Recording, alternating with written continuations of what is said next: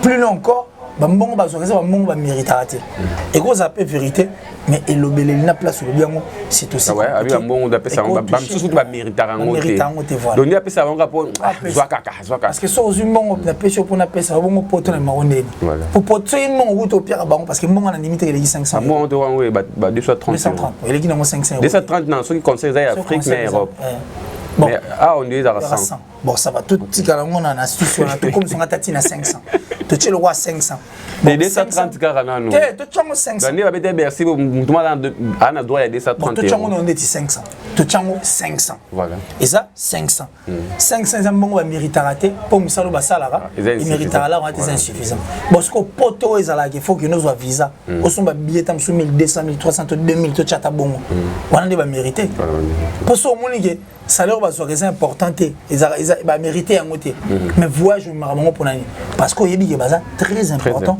et que gros ça la question ba yé ba rendre un grand service na Bercy ata ba senga ki vocalité tout le monde l'artiste est musicien tout on laisse l'artiste seul sur le podium il allait faire quoi acoustique avec on a yemo nga ba do grata zo yemba OK c'était des artistes musiciens au baza mieux qui artistes et musiciens d'orchestre Nyon sur République démocratique du Congo et puis depuis Mandou les bandas ba musicien le roi ba musicien ba tikala rozalaté c'est-à-dire depuis ma musique et banda patron le roi patron musicien na tikala rozalaté donc ce sont des artistes et musiciens qui vivent très mieux ba soins de santé na bango ça assuré ba salaire na bango to lobaté ba prime n'en parlons pas et puis bah voyage et autres. C'est tout à fait normal parce que est-ce que malam yali, est-ce que baso vivre bien, est-ce que bon yali, est-ce que voyage yali, est-ce que bonheur ezali. Mais pourquoi je parie que ministère au Kendate. Na concert à Bercy bon, ndé bazo salaire na bango, c'était pas comme ça. Et artiste ils ont expliqué que bango bon moi des gars salamaki et tout comme ça après bango ni artiste qui sont ba bureau so ya ba 9000 € tout comme ça il y a une petite idée wana ke monsieur ba ki mande ba de comme susu tout mona ba susu mais rêver ba solution yango yi komo ya 14 piana ata biso ba musicien ko bela komo ya pape OK inila création na bogoyo ekwaso ya santé mon ami solution ezwami mpona bokono ya nzoto yo. Salut et bienvenue dans votre émission Analyse, émission Oyo. Ils ont présenté par Ngaï Moko, le poids lourd de la presse Patrick Ngambe. Une émission Analyse Oyo, Bongo Tozalakawa, puis au milieu du village, par rapport à Yamarabutu, Oyo, il est l'Arabiso. Merci la bande de Koutou à travers cette chaîne YouTube Mère EV, ma solution télévision. Merci à Koumouya Pape, merci pour la confiance. Pourquoi pas toi? Mère EV, ma solution. Je sais que vous êtes tellement nombreux devant vos postes télévisés. Aujourd'hui, on va parler actualité. Actualité, vous savez qu'il Fally Ipupa a sali presque, je crois, 6 mois ou 7 mois comme ça en Europe par rapport à concert à Bercy. Et aujourd'hui, Fally Ipupa déjà à Kinshasa, mais il y a quelques musiciens, tout le monde départ. Il y a des musiciens qui, je crois, à la 5, où il y a Congo. Et puis, chose étonnante, na Kabuya Oyo. Aza animateur ya Fally Ipupa oyo ba fanatique ya Fally Ipupa oyo ba entourage ya Fally Ipupa ne ba sengaki Fally amema Kabuya na poto to moni Kabuya et pas Kimi y compris na cousin propre ya Fally Ipupa au nom de Boussole yepé a Kimi Fally Ipupa neto benga quoi en fait batikele meto benga ko Kima pour ba Kima apemba monter donc ba kanga ka ba chombo pour ba to ba monter.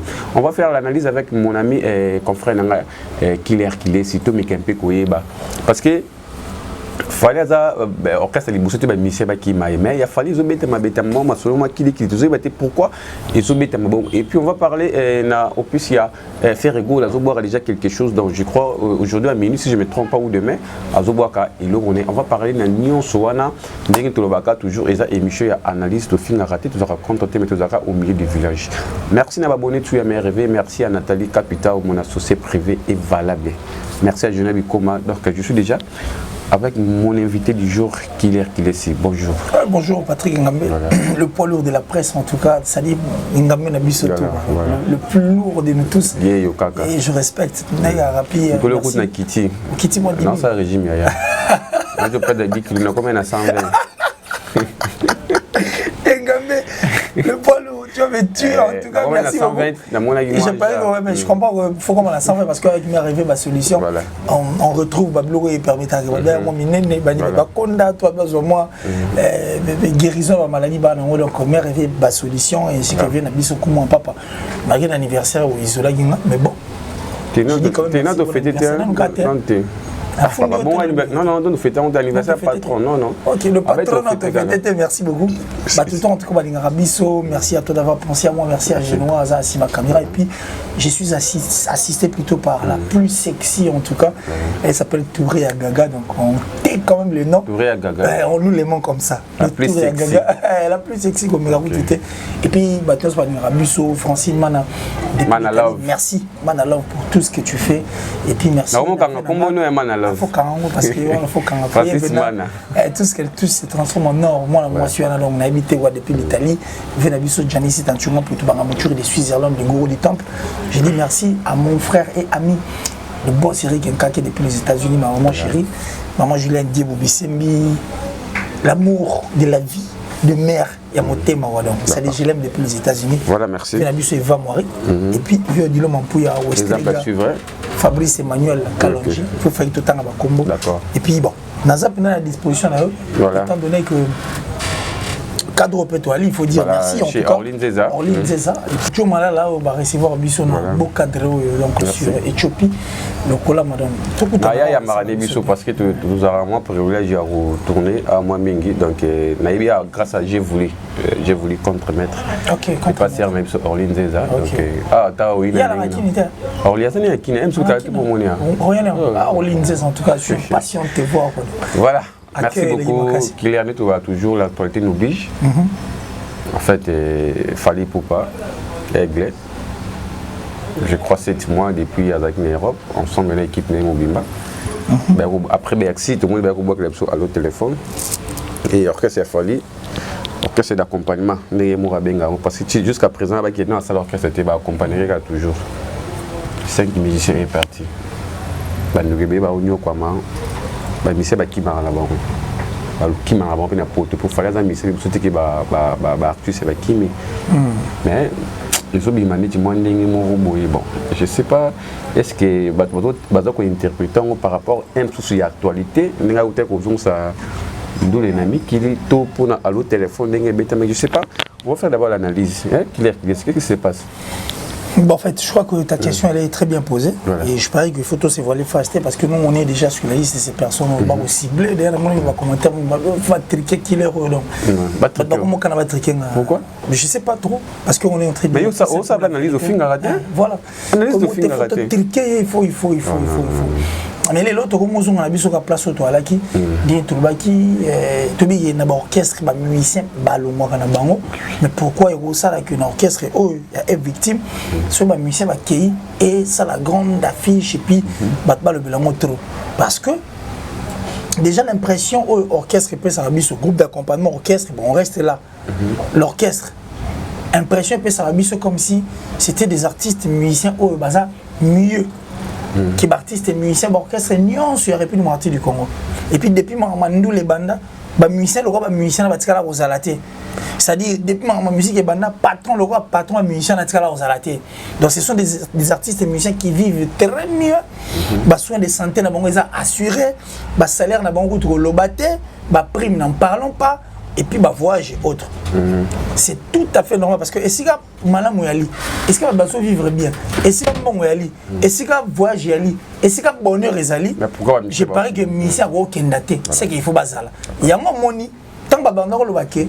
Tout le nombre des émissions Charlie Prince et émission Belé qui nous disait que il y a un ça ne va pas au sein de cet orchestre.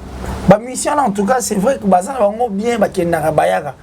Mais et ça on dirait moi image on va couper sa biso mais intérieur na bango et ça ya moté c'est normal que tant musicien il y a une victime kimi mais et ça la siro et effervescence et salut pour image orchestre peut sa biso et ça ya moté tout comme en fait des fois c'est pour ça qui m'a c'était Tony non.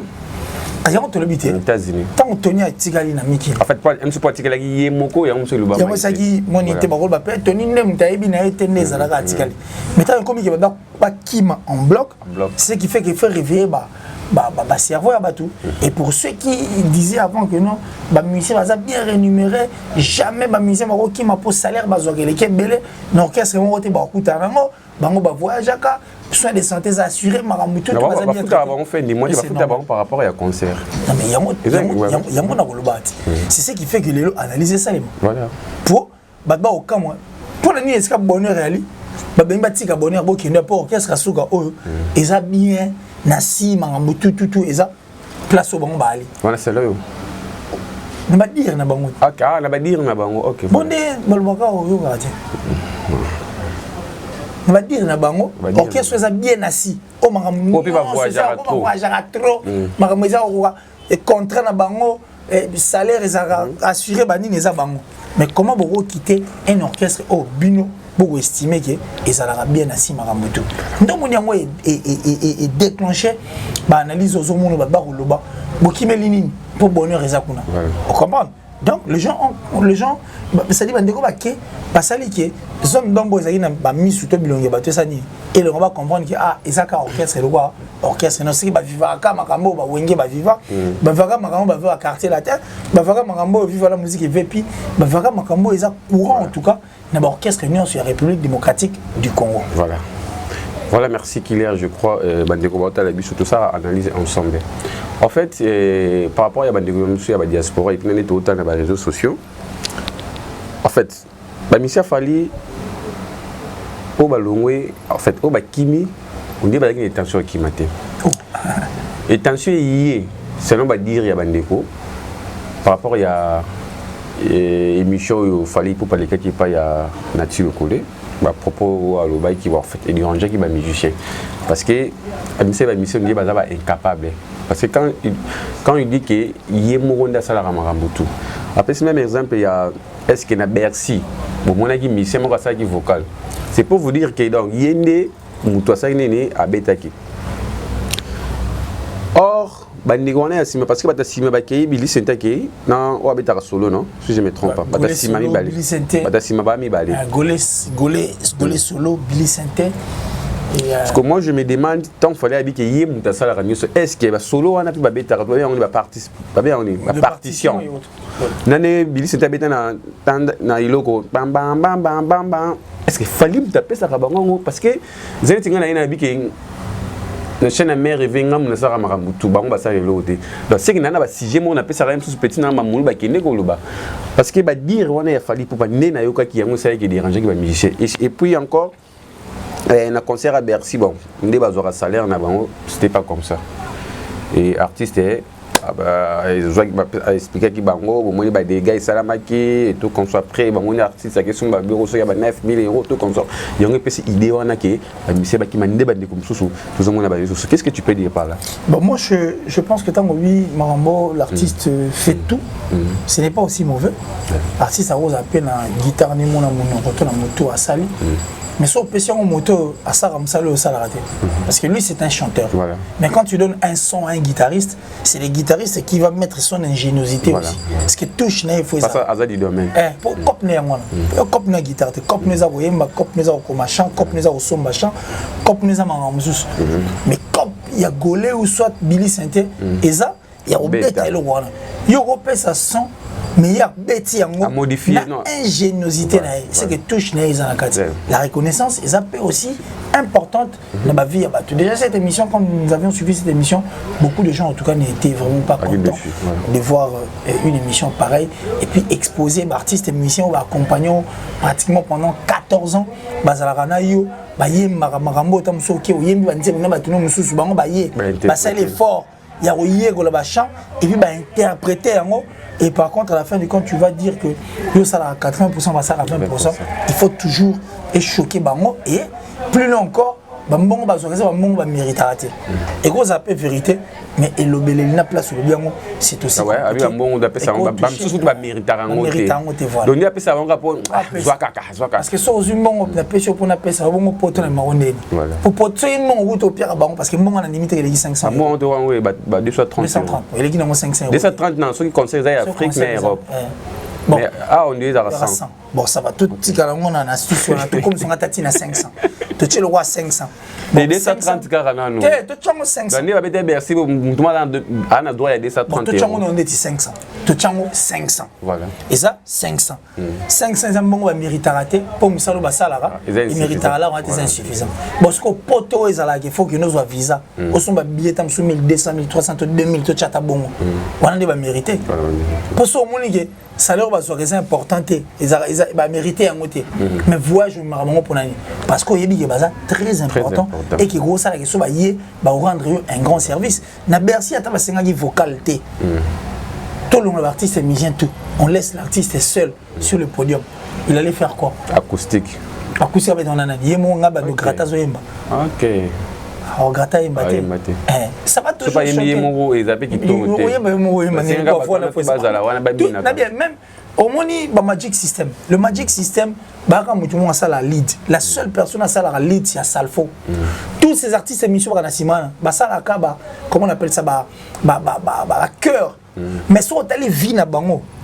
Oh papa, et l'équipe artiste et musicien c'est belé tout le monde en a dit ça. Ils sont très importants parce que n'importe la bongo.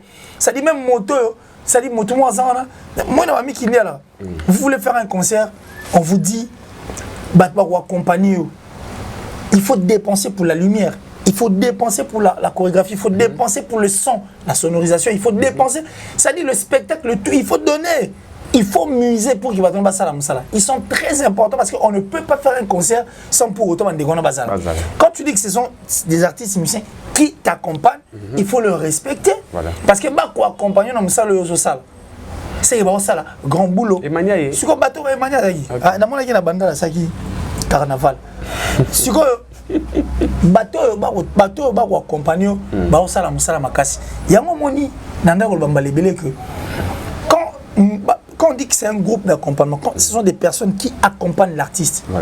Il y a un bâton professionnel, des professionnels certifiés parce que un salaire normalement ils ont reconnu. Ce n'est pas moins de 2000 €. Vous comprenez? C'est un grand travail. Alors voir ces grands travaux d'artistes et M. Bassali pendant pratiquement 14 ans et que n'a une émission de 35 minutes seulement et bousiller un grand travail d'artiste et M. Bassali, ça doit toujours choquer. À ta coup de babi, vous êtes expert, vous avez ingéniosité. C'est de trop, papa. Parce que si on te laissait de faire tout, tu ne le feras pas. Et c'est le mot il faut affecter. On a un cadre, par rapport à Mikiliste. Parce que tout le monde a un important. D'ailleurs, français, le fait qu'il brille, comment dirais-je ça? Le fait qu'il brille plus haut, si quelqu'un y apporte un morceau de bois. Mais justement, voilà. Ce morceau de bois est et puis la monte dedans. Aujourd'hui, c'est ça, l'idée va comprendre. Tant que tu as un cœur, tu as une voix, une guitare, si tu as un son, pourquoi il faut dire goler solo? Tant que tu as carrément. Tant que tu as goler solo parce que tu comprends que goler, à gratter, Billy Santé, Alex Choua, Kabouya, mon beleli, nani, ndegonanga, namoni achi batencho misa France te. Ya bien à Kenya d'après des salons en France. Babi Magema tango fort. Tango fort Magema. Bon, tango fort. Namoni qui a acheté teinture. Teinture. Vous comprenez? Quand on cite le nom de ces artistes, parce qu'on comprend que ça. C'est normal pour ton aliboso, pour pas d'accumuler la que des potes. Mais l'essentiel, c'est bon quand tu pas d'accumuler potes. Il y a moitié teinture à France. Ah, pas son nom. Ok, mais dis-moi, poto on a peine donc c'est grâce à son travail. Fallait pour Pépi son travail. Donc nous disons merci, mais reconnaissance à l'appel au moment parce que cette émission a gâché beaucoup de choses. Et je pense que très prochainement, tu remettras. Mais ce qu'on va lui n'a pas tourné ça un vertige. Il faut vraiment dire lequel Abi. Non, la télémission était. Je pose une mission. Bon, on va bien dire, va battre une on va studio, va se mettre un studio et ingratitude. Non, attends. Billy Santa Bini. Billy Santa, en fait, moi j'ai dit je suis un peu pas très content. Hein? Parce que ça y est, c'est secret, ça y est, dans ma master bi, les belé. Ok. Attends, parce que belé. Déjà. Mais on a déjà tika na bango. Même si on a regret, on a dit ah bino bolo ba. So on connaît quand on a voice auto ton à aigle. Attends, on t'es. Nasa na. Professionnel. Ouais, donc anga porta baninga on porte bango. Si on a promis que le roi n'a pas cité, peut-être qu'il va à Kinshasa. Mais le président m'a bêti. Et ça, je peux pas bien. Pour la analyse, je dois pas analyser. Papa, pas tu pas audio na. Continue, Billy Sente boaka. Voilà, Billy t'as le bon. Si quoi, prendre que Billy le binega. Voilà. Mais ce que retour c'est na Kinshasa. Les frères qui sont ici, tant que on a pris à Oblon dirait ah bah tipo, avec baté, wapi infiltré. Parce que va voyage aux États-Unis na yoka. Et comment c'est le problème. Donc moi je pense que bandeko batigali c'est bien ni batigali. Mais balongo ba musicien té parce que ça tellement talent. On dit que pour des cimetières ba artistes. Té so des cimetières de banyo kalongo ba beteli so vimbata. Ça va cimetière té ba manki bala na mikiliti. Ba kalongo beteli so vimba té. C'est que oui baté. En fait, Nyokalongo avant d'arriver, en fait, n'a pas Nyokalongo avant d'anakin. Yo bi Nyokalongo anakin. Oui. Yo vimba na fo ko Nyokalongo azaka. Oui, na ebi. Mais alors, ce pote qui se met à ngabeta so vimbata. Dans le sens que so comme évoluer na. Bon attends. Nani ndeko na biso nani. Nzembo misani na pota misanzembe carton. Mirage. Ah, bah même ça tu as là. Mon bébé. Non mais portée disparu. Le plus grand problème c'est lequel? C'est que tant que Luki Kanda. Il pas la communauté. Ça nous moi bien mais inconscient. Ça nous ça la succès fort. Il est moi mais ça inconscient. Mais au moment où on a le rappel Kanda. Et ça peut marquer moi qui dit. Mais tout le monde rappelle qu'on a biso depuis que ça va. Natina banzemo pas bien. Ça fait ah babeta chamona papa mbeyo kana fort. Ah, on ça on encore. Ba misi ba vana na poto ene surtout le mirage. Au long mirage. C'est quoi Nyokalongo? En fait, Nyokalongo a ça la studio na poto. Mais avant, orchestre va na awa. Nyokalongo vivait en Europe. Ali, ça dit mais justement, Ali n'a pas qui cimetière dans les mails on a dit. Il y a un cimetière, tu sais cimetière déjà 6 mois. Oui, mais c'est combien na poto.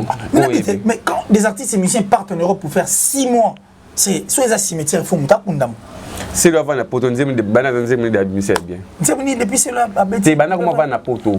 Mais la bible c'est le mais soit ekinya mona to kwa mo totanazi to kwa munze mais je te dis les artistes et musiciens qui vivent en Europe. Ah tu me s'appelle au mot talent dia. Oh sur un chant. Na ole lango mabe. Et puis nzema corona maman na nzembo. C'est le Oscar. Corona c'est bien yembe. Ah mais yembango déjà. Une très belle chanson. Il a chanté pas mal de chansons, c'est le Oscar. Donc ça dit, j'ai dit merci d'ailleurs à Mr. Poutine. Quand Poutine parle, tout le monde écoute. C'est le tout le monde qui m'a dit. Ça dit, un ami qui lit, on veut que va travailler, ça vaut la peine. Vous comprenez? Tu bini banzembo belé, tu bini même banzembo. Zaiko famille la day. L'oiseau est bête à ma place, ça. Papa tika comédie n'importe quel cimetière, tes musiques est bête à ma. Soit il va checker sérieux ou bête à ma voyage. Tu bien l'oiseau, tu peux regarder le Paris. Molanyama là c'est Simbanga. Et à quel âge Marie-Paul? Marie-Paul. Un ami qui est là là que. Ah toi c'est là bon. Na tellement comment dire moi ça la succès, bêtement la pote qui ça c'est ça les. En fait nga na connaissance nanga à part Mirage. Na tangolio. Mais na Zaiko famille de. Papa avant na. L'oiseau oh, Zaiko va na pote famille de ba na pote, ba non va na pote. Ils allaient à l'autre téléphone. Bah ça là on a pote. Mais artiste non que c'est ma vivra. Mais je te cite Zaiko famille de ba na pote. Voilà, merci, on est venu comprenez. Na poto. Eh, t'as quoi mais Moulanga Malas. C'est pour le vérité. Moi rappelle voilà ta dit moi munene. T'as pas référence à Glama Moutala. Eh, tu peux comprendre que. On a yeba. Ezali de c'est yo Moulanga Malas. Voilà, merci, on évolue à notre émission analyse et avec confrère Nana Kiler qui laisse émission Tolobara. Nous avons au milieu du village, tu finis raté, tu compliqué raté. Mais tu as la caca, na katika de là je salue donc déjà Jordan Zomambou, le pêche beauté, tu sur le témoin. Pasteur Moïse conduit à la continuité, Nassima Tota. Nadej Kassa, Kassé Banadej, Bambote Nayo, pourquoi pas oncle Ledou, Ledou Kassongo, le grand Mouyaka, l'architecte, oncle Ledou Kassongo, le grand Mouyaka, on a oncle Mati Kassongo, le grand Mouyaka. Ah, Nikana ouf! Oncle Ledou Kassongo, le grand Mouyaka. L'architecte. L'architecte, donc ça dit, on a tiré mon prince, tu as la mission à Banda dans la place de la Rana chez Mati. Voilà. Comment je t'ai déjà qu'il est comment je t'ai nabiso? Fallait pour paper si Michel chance, bah tu as bandé pour en fait, tu aurais un thème à la télé. Tu as dit il y a jeune homme mon coup, tu as fait mon tout quoi. Et puis bientôt, voilà, bientôt nous il y a Ambazi, je crois, mais tu as remarqué fallait avoir un bâti. Attendez, l'idée à imiter ma voix à ta dédicace à Katanzembo. Pourquoi ça non bon? Bon, ça, je sais pas. Peut-être que pour nous, quand on dirait il faut attirer la musicien espace. Mais voix fallait c'est important la carte. Et il faut l'ensemble. Mais bon, moi je vais m'adresser aux artistes et musiciens. Au moins, effort aux artistes et musiciens, ça pour qu'ils vont mobiliser à l'aéroport. Surtout en Basie, non. À 30 banderoles. Oui, mais fort. Ça, on va banderoles mon abandon. Écoutez, au moins, quand le président a dit que à ça à 80%, à ça à 20%, ce qui veut dire les artistes et musiciens, ça ils l'ont côté. Est-ce que c'est inconcevable, ça à 20%, l'aéroport, on va te béler bondé. On a payé chaque zone de mon ami tout battu. Comment est-ce que le droit de belé n'est pas ça à 20%? Or, énergie m'a bimi ici pour que Batba ou Yamba Bango na aéroport, et cette énergie faut bimisa pour que Evan na Musala Bango enfin que son Musala Bango est pessi, Batba naturellement les arabes période à Wenge, BCBG boy, ba Fande, ba Emile alias, Batba na aéroport il y a des gars, maison mérayée pour ne pas faire rigoler. Bill Clinton, Célio Scram, Serge Mabiala, Babino, il y a des gars. Félix Tyson, il passe à la 20%. Oui, il n'est pas en liste, ça à 20%, musicien. Félix Tyson, il n'est pas fort, mais. Musicien. Ah bon? C'est un artiste, un musicien. Il n'est pas en il y a Félix. C'est un musicien. Celui qui fait qu'il a 20 potés, il a 20 poteaux. Il n'est pas fort. Il passe à 20%. Wow. Peut-être que vous avez la liste, ça doit avoir la rôle.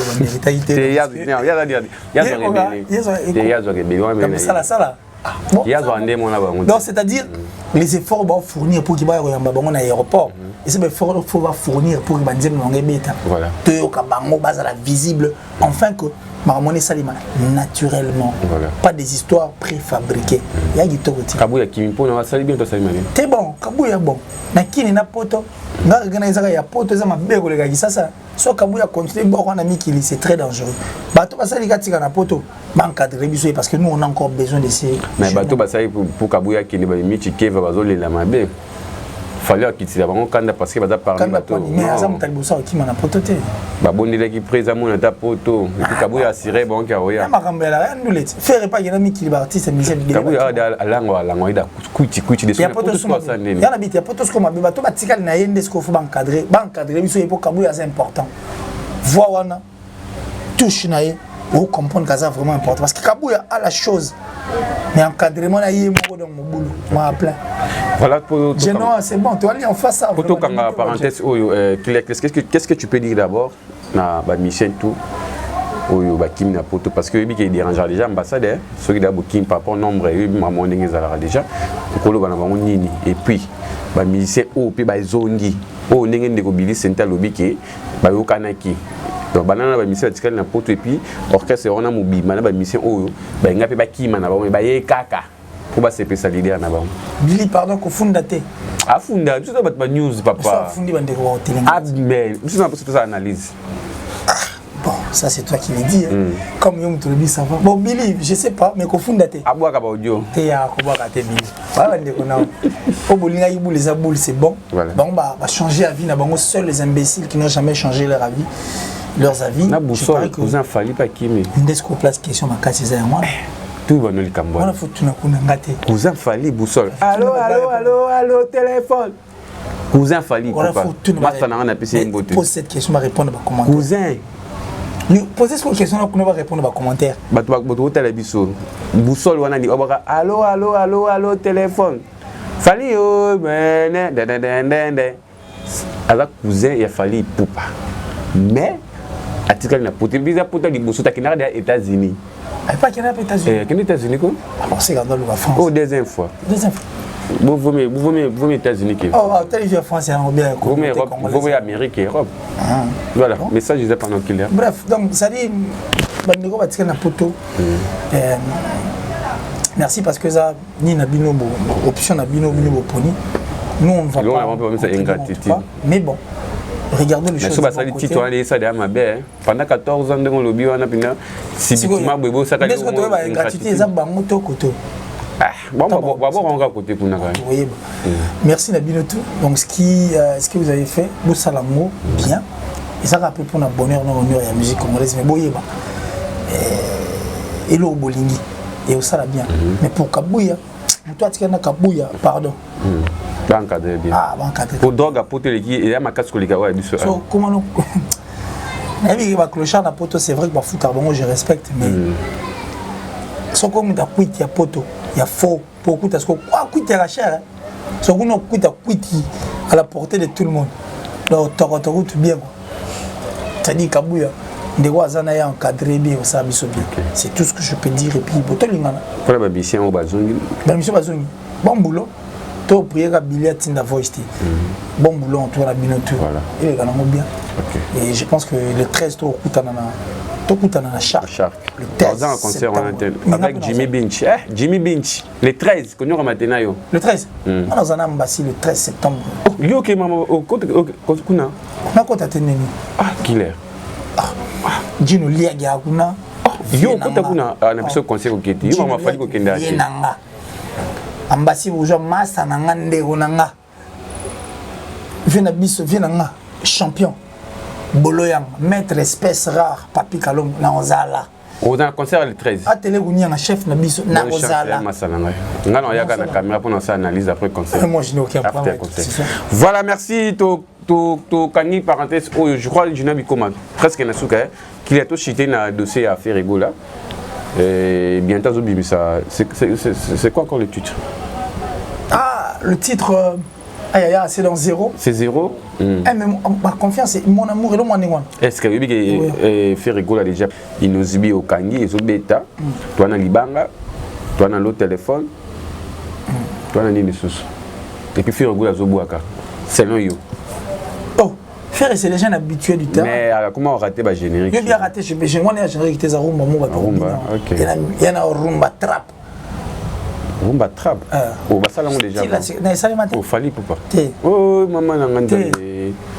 Pas du nouveau trap. Boire bon point trap est anonyme.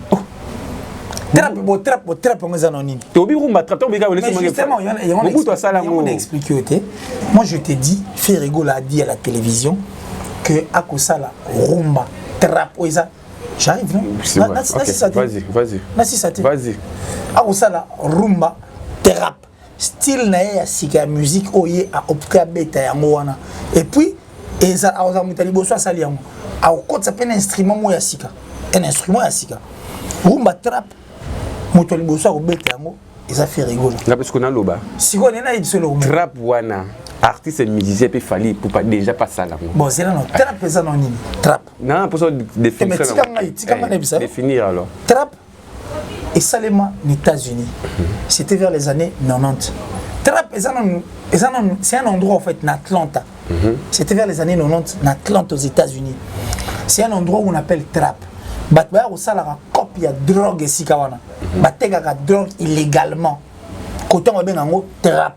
Et c'est de là où bazoa les canisiens aussi la ndoule na bango. Ndoule na betara batterie au biso benga drum. Batterie na piano. Siko objectif c'est lequel? Leur objectif c'est de vulgariser vandalisme na bango ni bateka ba drogue na bango donc ça dit balaksa qui voyoutisme na bango à travers ces rythmes. Mais rythme on a depuis petit et ça la succès ta. Bande comme ba migano je crois beta album et ça qui succès na trap musique. Alors trap musique tant que succès motali boso oyo en fait parmi bato ba betsaki trap o ba sosaki trap na style na bango ya sika c'était MHD parce là afro trap vous comprenez et après afro trap il y a pas eu une rumba trap parce que afro trap c'est une musique sortie de l'ordinaire c'est que ça empreinte la musique afro trap et sa musique m'a sorti de l'ordinaire c'est que c'est le mot ils allaient MHD à Sali mais ce que ils disent ceux qui rumba trap mutal boso azalaki à Salamo alina tchelongo makele lingeza la rumba mo trap ça dit quelque chose sorti aussi de l'ordinaire mais par contre moto liboso ba mamba trap awawa c'était héritier il a dit boyoka trap na nzembo nanga ya tout en noir n'est-ce pas oh boyoka trap bo trap c'est autre chose trap c'est na tangi trap moto muso le biote rumba trap et ça qui slogan parce qu'en réalité il n'y avait pas cette rumba trap pour c'était la même musique au Toyota Kaka mais na trap na kat oui un slogan et ça na trap na kat mais maintenant nous avons une personne qui a dit qu'au sein de biso rumba trap. C'est que c'est le mot dans les salles matières. Et puis, faire rigolo, je parie que ça par une analyse, va tout battre la rapide chaîne de la télévision. Est-ce qu'à mon intérêt, ça ballon va trap ayebi. Mais tant que nous avons taliboso dans salle, on sait que ayebi prenait bien mon taliboso pour la musique. L'empreinte, mais justement, tu vois quand on a eu ça, nous mon dernière personne à savoir ce style la musique autobina, c'est Afro Congo innocent, Inosbi. Afro Congo, c'est le mot sorti de l'ordinaire. Netoyokaba, Odemba, Netoyokaba, Tchatcho par exemple, Tchatcho, parce que Tchatcho, c'est vrai que Tchatcho est subi sa rappel, influence Yarumba, mais on sent que ça c'est du Tchatcho, c'est du Kofi.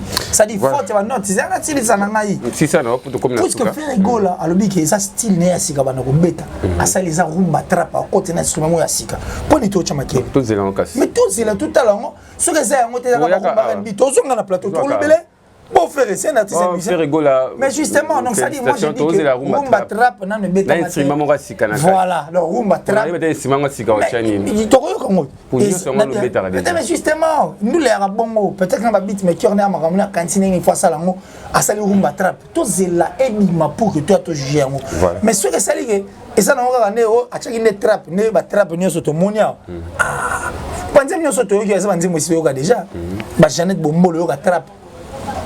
Bazazou, on va faire trap sur le qui moi je parle quand la trap papa Julie Lumbewana personnel on va trap une belle chanson de Papa Chéri ça dit on a tout ce sont des chansons déjà ça dit trap là il bloque moi ici cha mais non nous mutia na rumba trap et puis soyez réellement mutia na rumba trap on a mettre rumba trap anga ba geze lo kasika c'est que na ba cd na facha rumba voilà le style jouer ça rumba trap ndenge ndeko na biso bar na boya chabi ya eza Afro fusion. Il y a Afro beat, mais Afro fusion. Tu comprends? Il faut toujours signifier. Il faut compliquer les affaires. Voilà, merci beaucoup. Donc, Ferrigo là. Donc, je crois demain, tu as demain. Donc, rumba trap, na instrument mo sikana. Pour ce quotidien, tu verras pour nous analyser. Mais tu banana trap, na rumba trap na.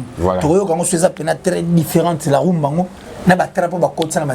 Voilà, merci beaucoup. Et puis, remarquez que ce cas, ils ont fait faire né, à rompre il faut comprendre qu'on aura. On va trapper, et c'est l'autre. Je vais faire un rumba trapper, il boum. Pas de moment, je vais faire numéro 1. On a combien de trophées d'Azlo? Mais pas de trophées, ce qu'on a tous les trophées au WAP. Trophée no tuna pona ni pas un trophée certifié A. Na tunit. You tuni na ina tuni you c'est qui na. Ah to ba trophée ce qu'on a un trophée certifié A. Reconnu ici. Nous n'avons qu'un seul artiste et musicien qui est rempli bourré de trophées, c'est Maître Gims, notre numéro 1 qui dit devant Yazate na Simane Moutade. Pour preuve en 2016 na Bercy à Robert Ndoule parce que Maître Gims avait un king avant Yon. Le king de la musique française et puis le king de la musique. Et vous comment en 2016, tu es Maître Gims, on t'appelle King, tu les sais, oui. Image, il n'a pas son nom. Voilà. En fait, on t'appelle King, on t'appelle King. Tu non, King, on t'appelle King, oui. Je crois que tu n'es pas ta couronne, King, mais ma couronne est révolue. Moi j'ai déjà, ça dit, mais tape nous ici dans les camps déjà. Le couronne, ma couronne, on les a convertis là-bas. Double disque de platine, disque d'or, double disque de diamant, disque de diamant, mérite. Attends, mérite tout. Ce sont ces couronnes-là que nous voulons dans la musique. On ne fait pas que c'est bien.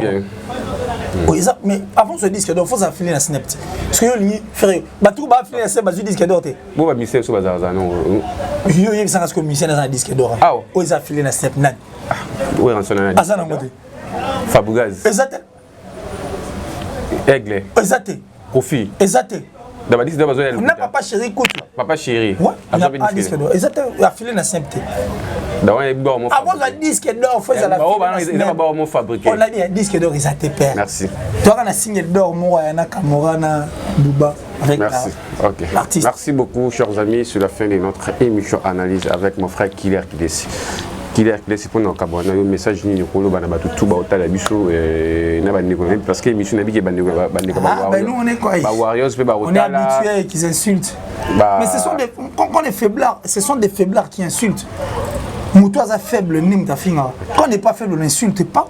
On vient, on amène des arguments. qui vont faire tomber les autres. Et ça la bon côté, pièce contre pièce n'est pas le bon. Yo ce qu'on a pièce comme maman na yo, tata na yo, mère nanga sali bango lo côté, père nanga asali bino il m'insulte bon soit bref, insulter de faiblard, ce sont des faibles qui insultent. L'homme des valeurs est dit merci à Batutu, merci à Genoa, merci à toi mon ami Ngambe, Patrick parce que net fonctionnaire là moi j'arrive et puis en tout cas, tu es à Gaga, très homme pour tout.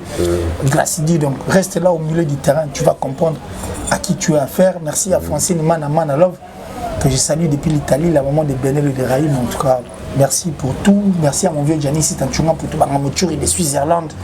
Merci à mon vieux Eva Moiri, en Autriche. Et puis, Venabiso Dilom, on pouille à l'exemple à suivre. Le boss Eric Nkake, depuis les États-Unis, ma maman chérie.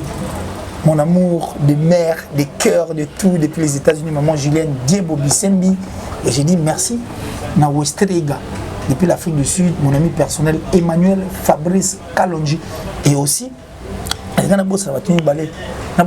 parce qu'on est la première dame de Lausanne. Merci pour Gobelich, la vraie parole à Ridjon dit, Louawa, un enfant, pas comme les autres. Et pour clôturer, trop. Salut à toi en tout cas, de là où tu te trouves. Bisous toi, Ali. On a combattu. Hein? Ok. Trop. Voilà. On a trop. On a trop. Tu peux l'ignorer. On a trop. Soyez trop. Nathalie Capital. Mon société privée est valable. C'est pas possible. C'est pas possible. Il faut ça. Bon, le plus 243, 89 526 54 54, plus 243, 89 526 54 54, HB, Achille Baloum, Ntassimba clip Nabliso Mikolo, clip à RDC, Mobimba. Il y a un peu de faire innocent. Nous allons salon à monter. Et nous avons mis à ma belle, l'héritage de ce bon dimanche, ça ne pourquoi toi mis à ma belle. N'a pas clip à Nicolas qui tombe. Non, mais je le salue parce que non, tu as là. Kofi ta bois qui est. Héritier, moi, tu as 5 ans, c'est pas bois qui est. Après, même tu as ça comme clip. Il n'y a pas bois qui est. Filé pas bois. Clip à qui tombe, on a tiré. C'est lui. Ma clip, toi qui tombe, on a RDC, mon beau mono. C'est ce monsieur, mais il le fait bien, il faut te payer un beauté. On a souci à musique. La famille va innocent. Attends, un chic n'a pas innocent. Et c'est l'autre qui est né. Le lopé va comment au côté. Oui, c'est l'autre. Est-ce que il ne sait pas si il innocent caché? Oh, et c'est l'autre. Voilà, merci beaucoup. On a vu que vous avez tellement ébélé. On a une émission analyse. Il y a un clé ici. Et qui n'a pas donc tout finir raté mais toujours toujours au milieu. S'il vous plaît donc on a besoin d'émission au boutique calibré qui vous choquer fallait attendre la télévision alors ça l'ensemble parce que qui m'a pas trouvé il y a problème dans l'ambassade bateau va voyager ba yebi déjà il y a un nombre de visas ba classé tout consoso bokimi et compliqué un PG ba oboki wana bili c'était soliste wana kabu yana mission na linga mingi kile mission comme il no gusto gusto donc Boussa Kimi pour les clips à l'autre téléphone à contacter. À Moulaï ou à Téléma Ming Témé n'a fallu donc les clips à l'autre téléphone bah tiens été bon.